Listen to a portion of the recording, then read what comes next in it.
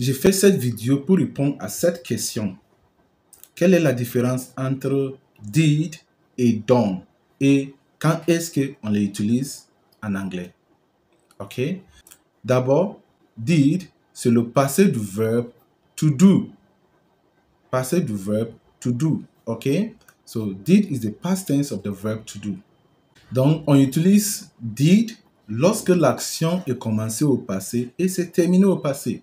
Ça veut dire que l'action est commencée au passé et c'est terminé au passé. L'action n'a pas une connexion avec le présent. OK?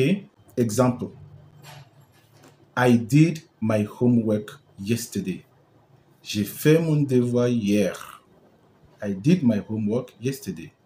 OK? Donc, l'action là est commencée au passé et c'est conclu au passé. Il n'y a pas une connexion avec cette action avec le présent.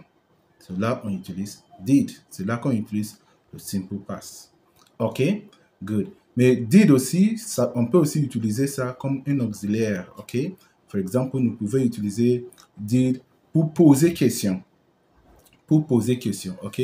Là, ça va venir au début de phrase et ça prendra cette structure qui est did plus subject plus base verb plus object, then question mark. Alright? So, je vais poser question maintenant. Did you do your homework last week?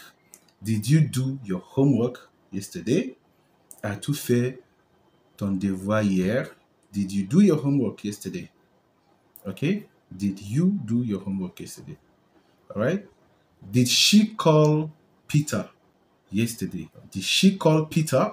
Did she call Peter? Okay. Est-ce qu'elle appelait Pierre? Did she call Peter? Did she call Peter? Vous voyez que je n'ai pas utilisé le passé du verbe call comme called.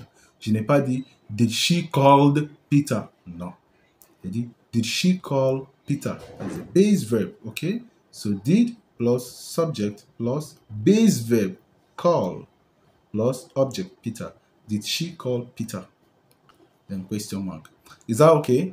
Good. Donc, on peut aussi utiliser did pour amener une phrase au sens négatif, ok? On peut utiliser did pour amener une phrase au sens négatif, ok? For example, ok? I did not call Peter. Je n'ai pas appelé Pierre, ok? I did not call Peter, ok?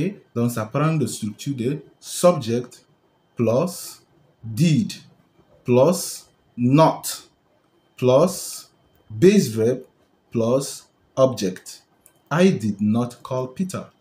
Le sens contractif, on va dire didn't. So, I didn't call Peter. I didn't call Peter. OK? Je n'ai pas dit I didn't called Peter. Non, ce n'est pas correct. I didn't call Peter. Base verb. OK? OK. Then, deuxièmement, c'est done is the past participle of the verb to do. C'est le participe passé du verbe faire, to do. OK? Done. Alright? Et done, plus souvent, on utilise done avec have, has, had, selon le contexte. OK? Et là, ça va nous donner a present perfect ou bien past perfect. OK? Donc, ça veut dire que dans une situation comme ça, on utilise done lorsque l'action au passé a une connexion avec le présent. For example, on peut dire she has done her homework. She has done her homework.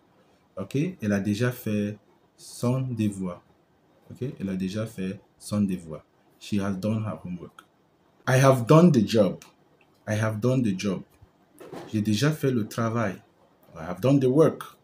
I have done the work. J'ai déjà fait le travail. So, I have done the work already. I have done the work already. J'ai déjà fait le travail.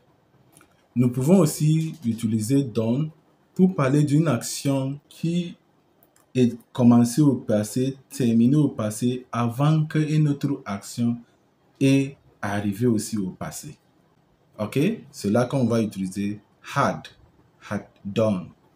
OK? So, and that is the past perfect. L'exemple, c'est I had done my homework before she came. I had done my homework before she came. She had done it before he came. or she had done it before it started raining. Ok? So, quelque chose qui est déjà fait au passé, c'est conclu au passé, avant que quelque chose d'autre ait commencé au passé. Ouais? So là, on utilise avec had, qui est le passé de have. So she had done. Alright? Good. Donc, si vous la trouvez utile, likez et partagez pour avoir beaucoup de mes vidéos lorsque je les poste. Si vous êtes nouveau ou nouvelle, abonnez-vous. Merci.